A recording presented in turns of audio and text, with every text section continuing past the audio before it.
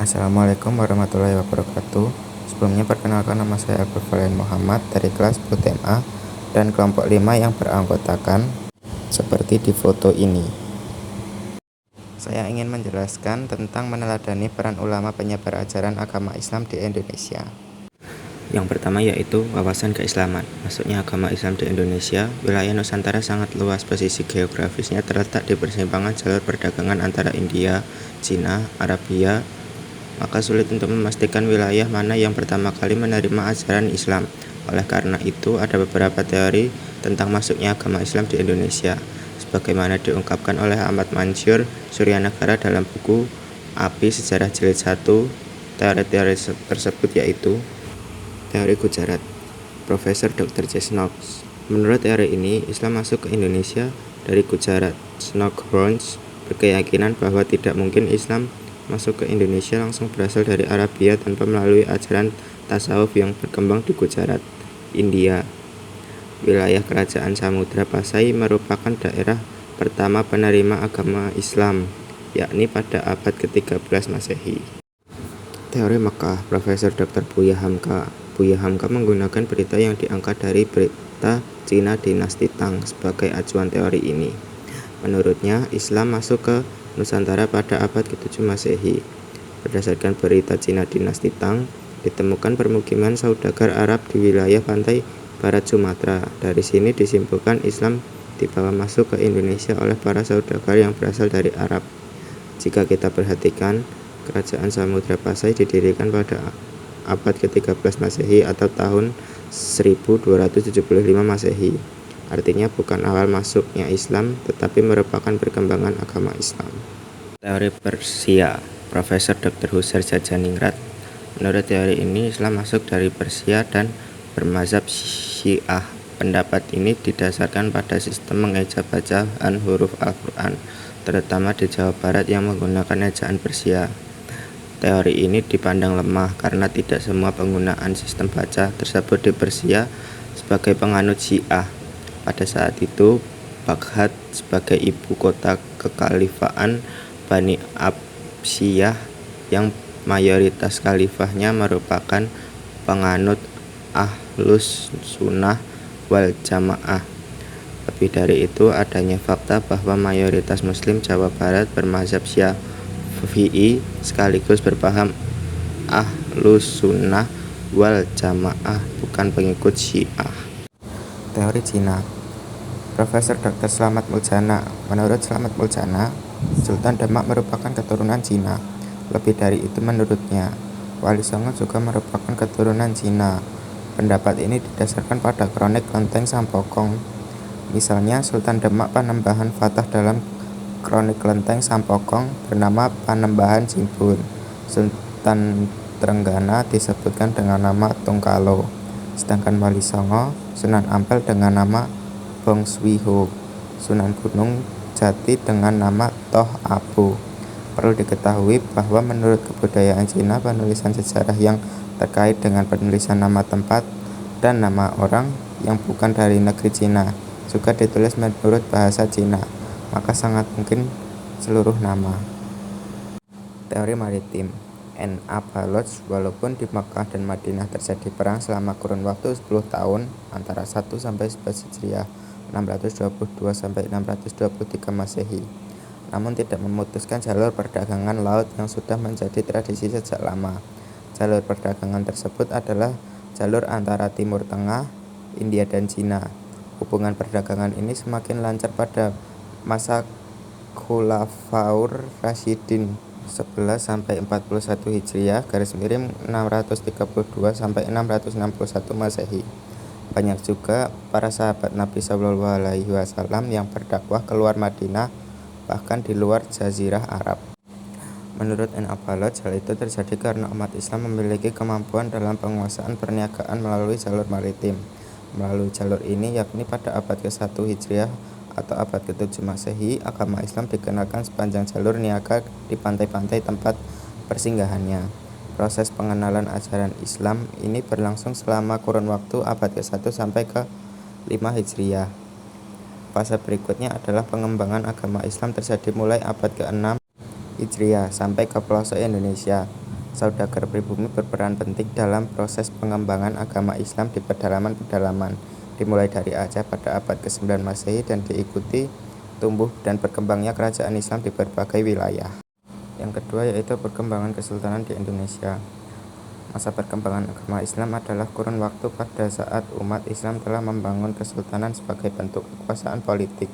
Sebagai contoh, Kesultanan Samudra Pasai di Sumatera Utara pada abad ke-13 Masehi, Kesultanan Leran di Gresik, Jawa Timur pada abad ke-11 Masehi. Yang ketiga yaitu tokoh penyebaran ajaran agama Islam. A. Sultan Malik Al-Sholeh, B. Sultan Ahmad, C. Sultan Alauddin Riyadsyah, D. Wali Songo, E. Sultan Alauddin, F. Datuk Tunggang Parangan, dan G. Sultan Zainal Abidin. Sultan Malik Al-Sholeh. Meurah Silu atau Sultan Malik Al-Sholeh merupakan pendiri dan raja pertama Samudra Pasai. Meurah Silu memeluk Islam berkat pertemuannya dengan Syekh Ismail dari Mekah. Beliau wafat pada tahun 1297 Masehi dan kepemimpinan Samudra Pasai digantikan oleh Sultan Muhammad Malik Al-Zahir 1297 sampai 1326 Masehi. Sultan Malik Al-Sholeh dimakamkan di desa Beuringin, Kecamatan Samudra, kira-kira 17 km sebelah timur Lokseumawe. Sultan Ahmad, beliau merupakan Sultan Samudra Pasai yang ketiga, bergelar Sultan Malik Al-Tariq II pada masa pemerintahannya. Kesultanan Samudra Pasai dikunjungi oleh seorang penjajah dari Maroko yaitu Ibnu Batutah. Menurut catatan Ibnu Batutah, Sultan Ahmad sangat memperhatikan perkembangan dan kemajuan agama Islam. Beliau berusaha keras untuk menyebarkan ajaran Islam ke berbagai wilayah di Samudra Pasai. Sultan Alauddin Riyadsyah. Sultan Alauddin Riyadsyah berperan dan berjasa dalam penyebaran Islam di wilayah Aceh. Beliau mendatangkan ulama-ulama dari Persia dan India untuk mengajarkan agama Islam di Kesultanan Aceh. Setelah terbentuk kader-kader pendakwah, selanjutnya dikirim ke daerah pedalaman Sumatera untuk menyampaikan ajaran Islam. Bahkan pada masa kepemimpinannya, ajaran Islam sampai ke Minangkabau dan Indrapura. Wali Songo. Sultan Alauddin Riyadsyah berperan dan berjasa dalam penyebaran Islam di wilayah Aceh. Beliau mendatangkan ulama-ulama dari Persia dan India untuk mengajarkan agama Islam di Kesultanan Aceh. Setelah terbentuk kader-kader pendakwah, selanjutnya dikirim ke daerah pedalaman Sumatera untuk menyampaikan ajaran Islam. Bahkan pada masa kepemimpinannya, ajaran Islam sampai ke Minangkabau dan Indrapura. Sultan Alauddin, nama aslinya adalah Imangrangi Daeng Mandrabiya, dinobatkan sebagai Raja Goa pada usia 7 tahun. Penyebaran agama Islam pada masa pemerintahan Sultan Alauddin mencapai daerah Buton dan Dompu, Sumbawa, termasuk berhasil mengislamkan kerajaan Sopeng. Datuk Tunggang Parangan. Datuk Tunggang Parangan atau Habib Hashim bin Musyakyah bin Abdullah bin Yahya merupakan seorang ulama Minangkabau yang berdakwah di Kutai Kartanegara. Beliau berdakwah bersama sahabatnya Datuk R.I. Bandang pada masa pemerintahannya Raja Aji Mahkota 1525 sampai 1589. Berkat dakwah Datuk Tunggang Parangan, akhirnya Raja Aji Mahkota memeluk Islam dan diikuti oleh keluarga kerajaan serta rakyat Kutai Kartanegara.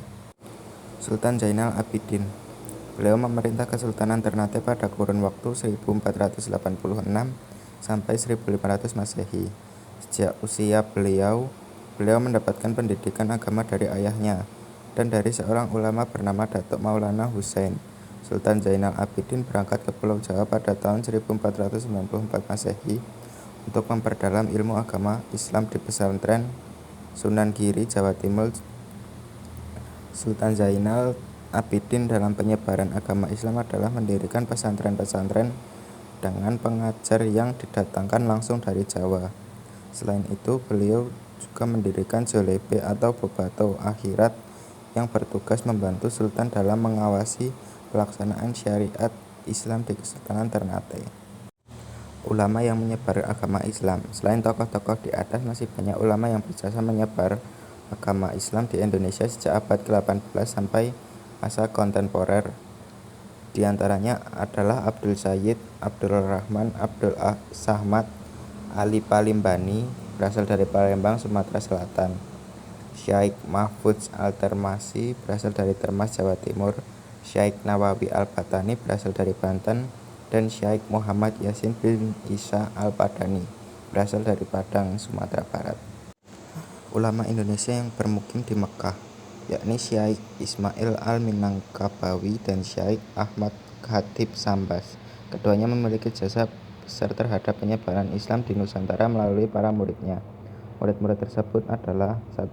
Berasal dari Banten, Nawawi Abdul Karim Marzuki, Ismail Arsyad bin Asad dan Arsyad bin Alwal.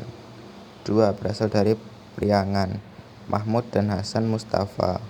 3. Berasal dari Batavia, Mujitaba, Aidarus dan Junaid.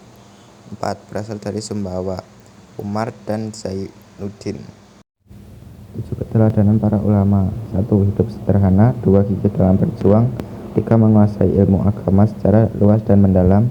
4. Produktif berkarya sabar. 6. Menghargai perbedaan. 7. Berdakwah secara damai. Bila ada salah kata saya minta maaf, dan wassalamualaikum warahmatullahi wabarakatuh.